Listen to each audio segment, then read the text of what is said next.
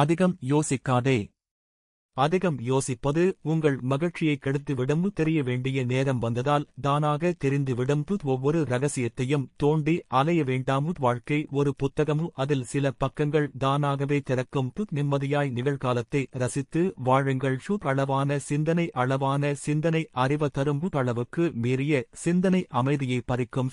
இந்த மூங்கிலில் எந்த மூங்கில் புல்லாங்குழல் என கேட்டால் பூமியில் பிறந்த ஒவ்வொரு குழந்தைகளுமே புல்லாங்குழலாக மிளிர வேண்டும். அப்போதுதான் பயணம் தொடரும்.